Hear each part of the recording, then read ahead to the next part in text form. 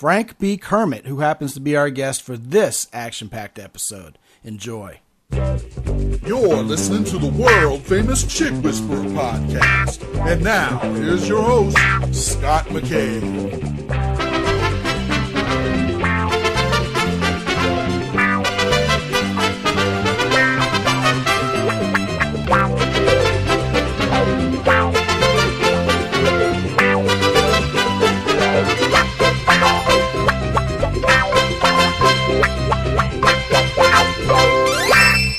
You are listening to the world-famous Chick Whisperer podcast.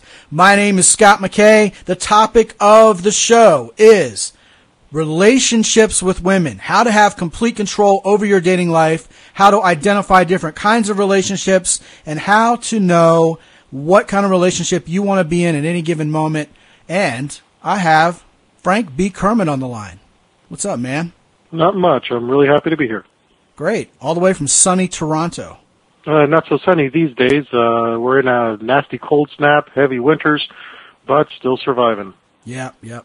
Well, Frank's well known to those of you guys who are master seducers, and Frank and I have worked together. Frank's virtuosity program is absolutely epic, and we're going to be talking more about that in a few minutes. But first, Frank, what do you say we get to today's voicemail? I'm ready for it. Let's hear it. Here we go. This is John McClain from North Carolina. I was listening to the Chick Whisperer, and I just had a question. My question is, I live in kind of a small town, North Carolina. It really doesn't have many people. I mean, I live near kind of a big town, Asheville, North Carolina, but Asheville's not that big. So my question is, there's not a whole lot of hotties around this area, but there are within like 100 to 200 miles of my area. So my question is, where should I go to pick up women since I can't pick them up, close to home? And also, how do I get a social group? Because I'm trying to get a group of guys to hang out, to go sarging. And I can't get a group of guys because there's not many people out here. So if you could answer my question, I'd really appreciate it. And thank you. And I love you guys' podcast. You guys rock. Bye. All right, John, man, all the way from western North Carolina, kind of out in the boondocks there he is. I think Asheville is about 100, 200,000 people out there, still not a very big city. Frank, what would you tell this guy, man? Well, I think there are three main questions that John had. Yeah, First sure. question was, where does he meet women since he doesn't live in an area that has a lot of hot women? Mm-hmm. My first response to that, date who you can in that area to start. The fact is, relationship experience is all about him learning about himself. And if he's holding out for the hottest women when he might have some average-looking women that he could date in his immediate area and he's not choosing to date them, I think there's a problem there. That's a sign that he's looking at the creative ways to avoid his own development.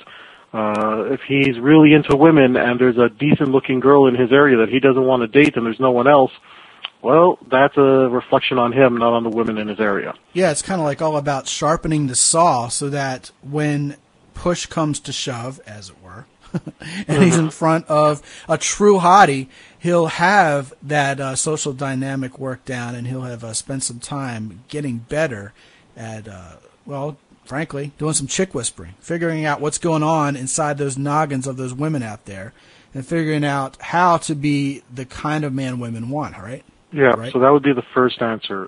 Since he is not in an area with many women, he is going to have to be very careful about his own reputation as well as the reputation of the girls he's with. He does have an advantage, and that is if he can prove that he can protect the reputations of the women he's with, he could become the one guy in the area that ends up experiencing the majority of those women because they know he's not going to hurt their reps. In the meanwhile, if sarging prettier girls is really his main focus and his goal, focus on internet dating.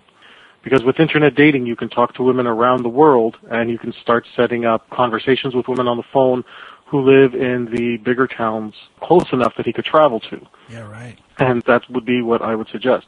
But in the meanwhile, he needs to date the girls in his area, so he actually has the experience of going out on a date. He has the experience of what it's like to hold a girl's hand. He has the experience of kissing a girl.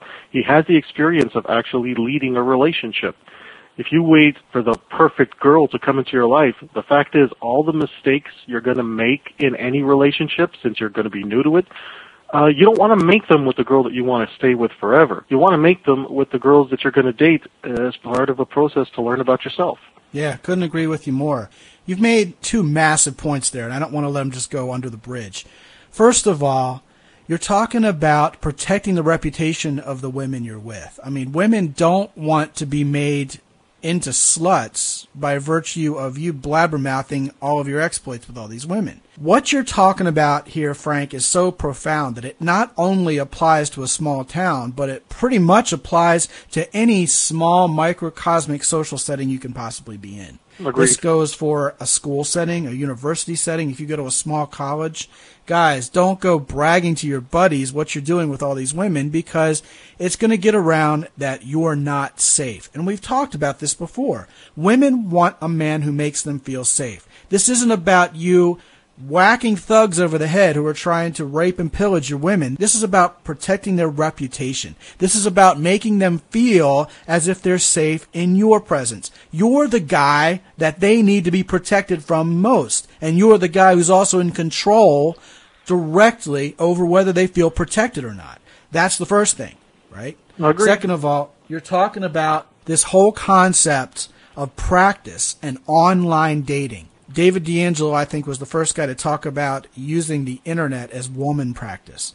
That's kind of cold because, you know, you can meet some really great women online. And, of course, I was going to play the online dating card, too, for a different reason. But I love what you said here, Brother Kermit, because you're talking about